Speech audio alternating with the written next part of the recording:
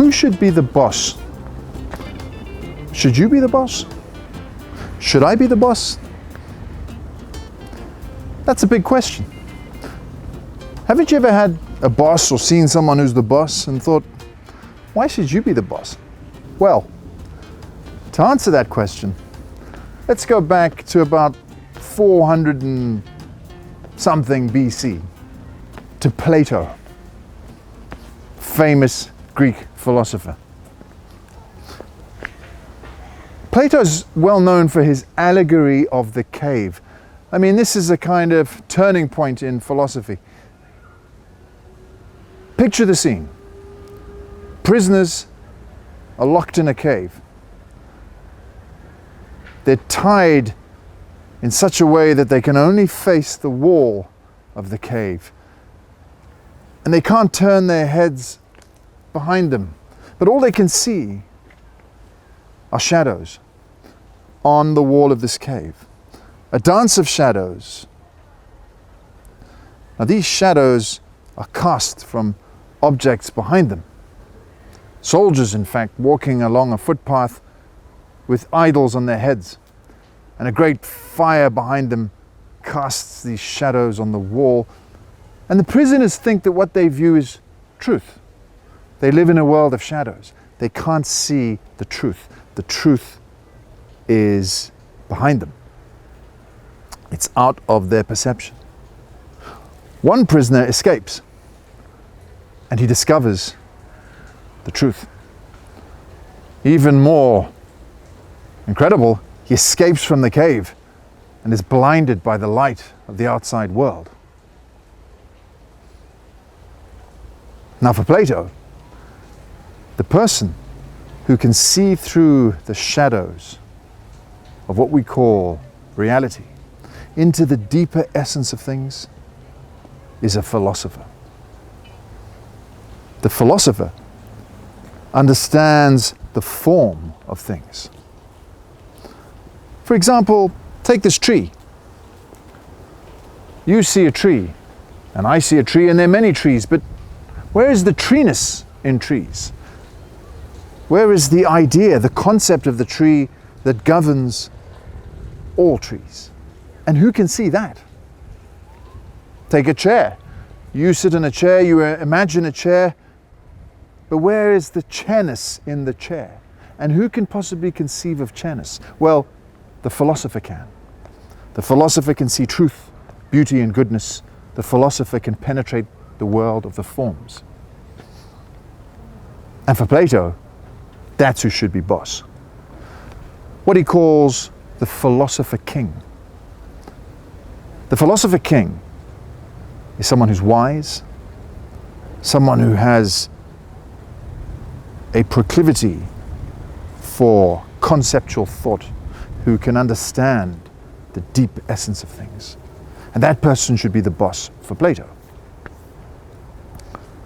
He modeled this on Sparta. Kingdom of Sparta was for Plato an example. And he thought that the soul worked that way too. He thought that the soul was a type of chariot that was pulled by horses, one horse representing desire and the other appetency. In other words, a noble horse and a foul horse. Appetency is appetite, base pleasures. And the charioteer who pulls both horses and reins them in is reason. And the pilot of your soul must be reason. The pilot of a country, the spearhead, the boss, must be someone who is reasonable, someone who is a philosopher, the philosopher king. Now, for Plato, we all have within us this ability to discover truth, beauty, and goodness. And if we undo what we think is reality and go back, we'll discover what we know deep inside, which he called a process of anamnesis, meaning to go back and discover. But only the philosopher can truly penetrate the deepest fathoms of truth.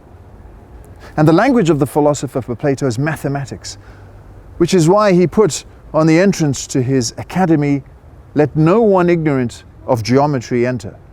For Plato, the boss needs to know maths.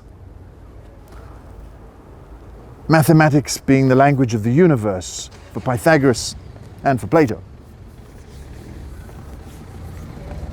By the way, Plato called his academy the Academy because it was situated near the grove of Academos, who's a famous Greek hero. So that's where the word academy comes from. Anyway, does this work when you have a philosopher king? Well, unfortunately, the answer is no. This is why. When you have the right people ruling, for Plato, it's an aristocracy. It means the rule of the rightful. But then don't manage to hold on to power, because the power-hungry take over from them. And quickly, society degenerates into something called a timocracy, which is rule of the landowners. This group is then defeated by an oligarchy, which is a minority, who are in turn overthrown by the people because they wish for representation, and we get a democracy, which for Plato was a terrible idea. Democracy for Plato, awful idea.